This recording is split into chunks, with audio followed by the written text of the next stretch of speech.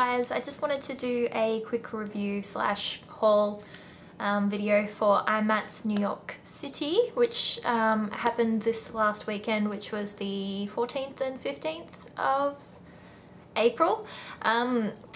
Yeah, so I've only ever been to one other IMATS before, and that was IMATS Sydney, which was last year's IMATS. Yeah, I'm getting my years a little bit muddled up. Last year, so I went with my friend Rhiannon, and it was awesome.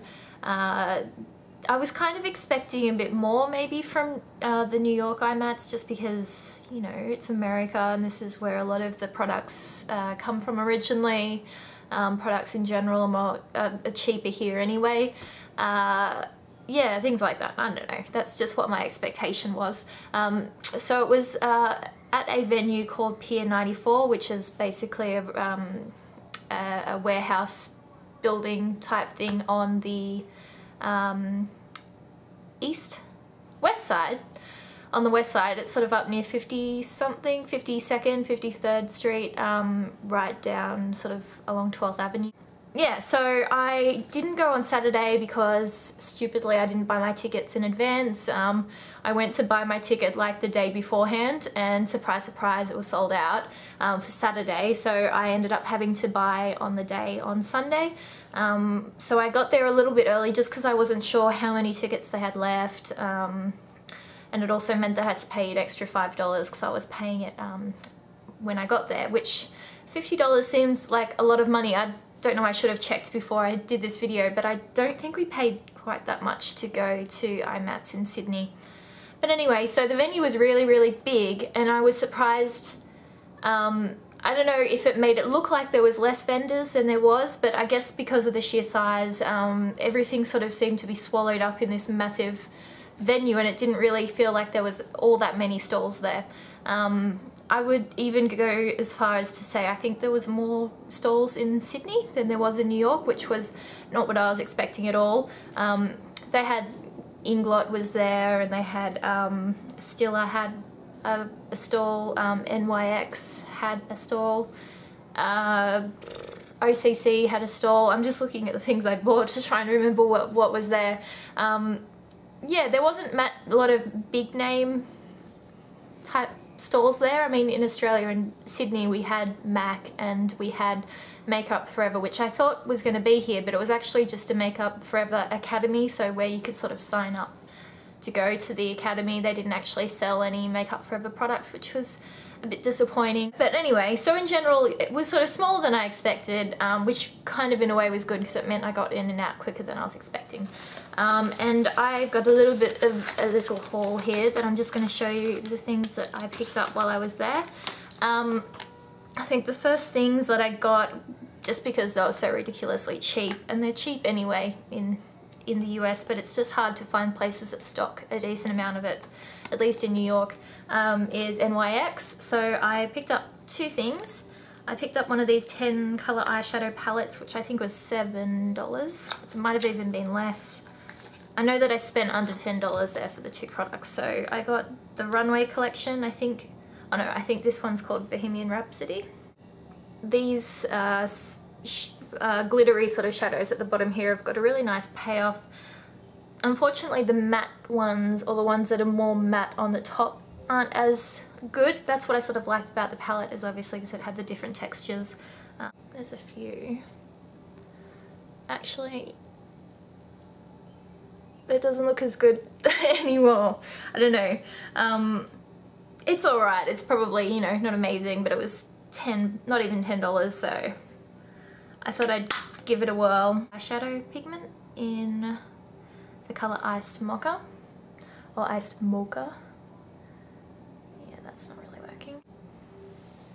And that's it just there.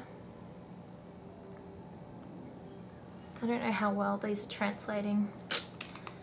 And I didn't bring anything to wipe my hands on, so I'm just going to wipe them on my tracksuit pants, because that's how I roll. I think the next place I went to anyway was Stilla, and I went a little bit crazy. Well, not really, but there was a pretty good deal going on at Stilla. So I don't know if you guys have seen these palettes that they have. They've got sort of a few different kinds. I don't know how much they'd normally retail for at home, probably at least $60, because you get 10 shadows and one of those smudge sticks as well. Yeah, did I just say how much I think it would be? About $60? I don't know, they're probably at least $40 in the States as well. Anyway, they were doing 3 for $60. So I got the three palettes that they were selling there for $60, which is ridiculous. And I guess that's probably more than paid for my IMATS ticket.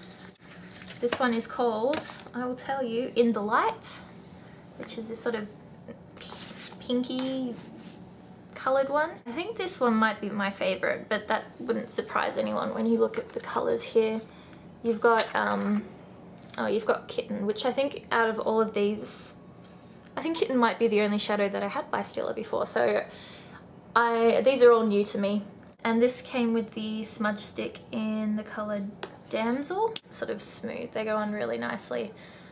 I think that might be a very dark brown. Second one is In the Garden, which is this green one.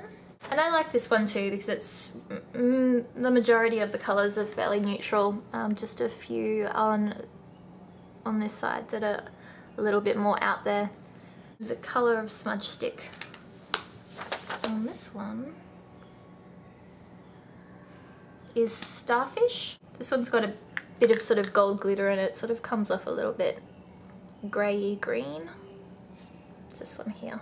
And the last palette from Stila is this purple one called In the Moment, which has got a number of purples in it, which I don't know how much use I'll get out of those, but these colours are obviously quite nice as base colours, I think. And look, smudge stick in this one, if I can get it out,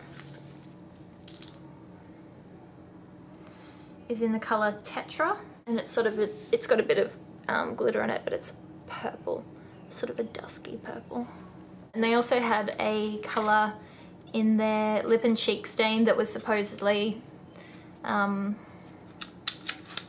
only at IMATS. I don't know if that's true or not, but because I haven't really ever tried these before, but I tried them on my hand. They stay really well. This one's in the colour Passion Fruit Crush. And the colour is really pretty.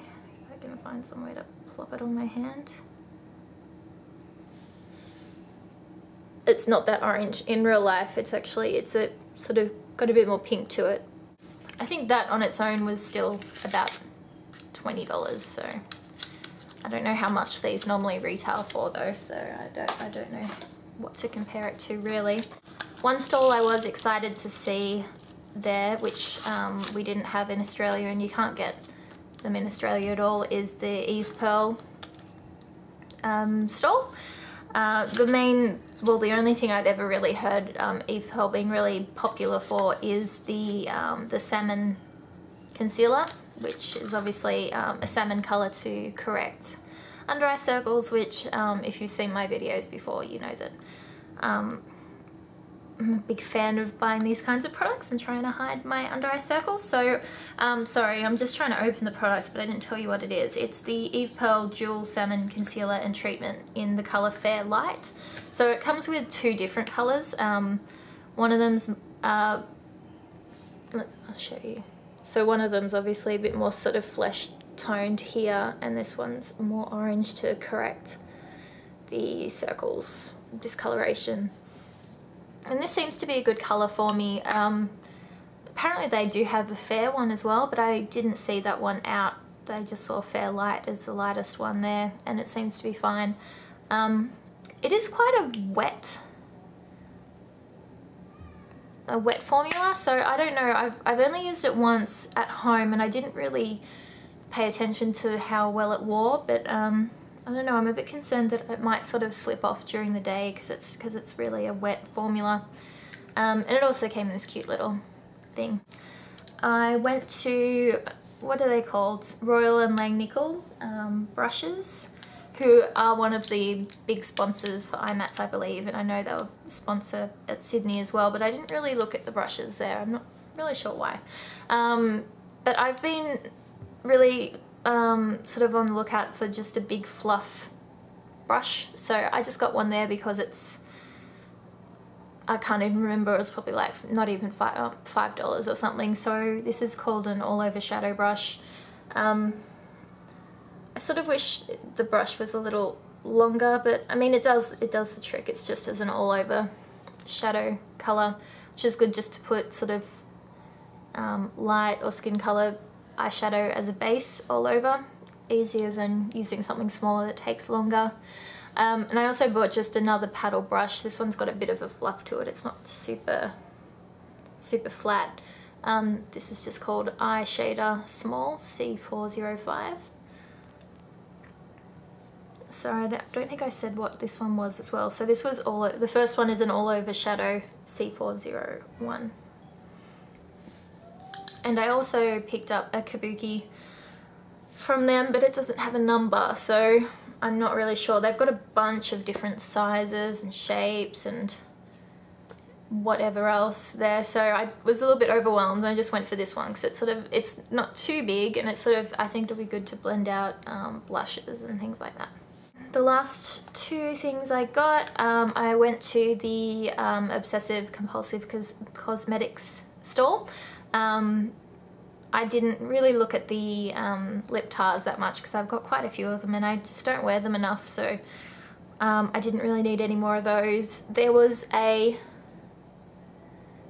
pigment there that was really nice, and I can't remember what it's called now. It was called like, it was like Smog, but it wasn't Smog, but I don't know. But they were sold out, so that was a bit of a bummer. But anyway, I just picked up one nail polish. It's just a glitter, and it is called Copperhead.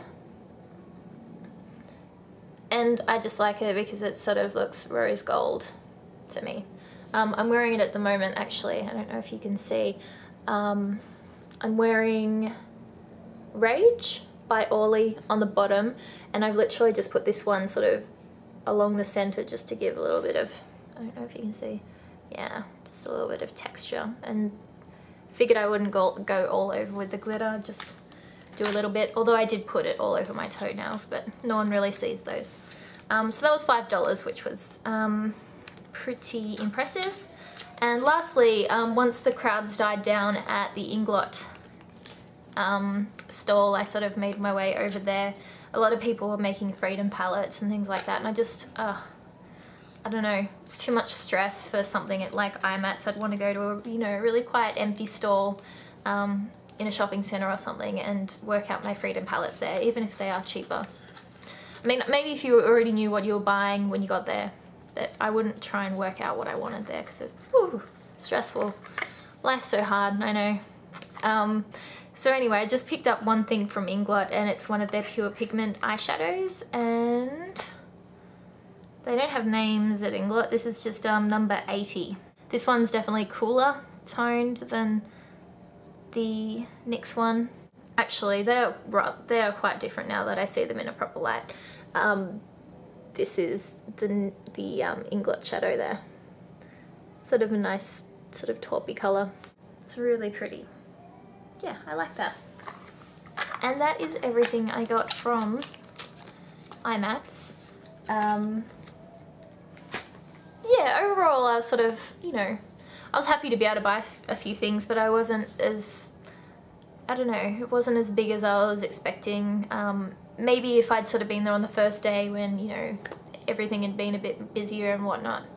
I don't know, but I still enjoyed myself. I was in and out in about an hour and a half, so that's kind of good in a way. I wasn't there all day. Yeah, I will make another video shortly just going through other things that I've bought since I've been in New York. But I hope you're all well, and I will talk to you again soon. Thanks, bye.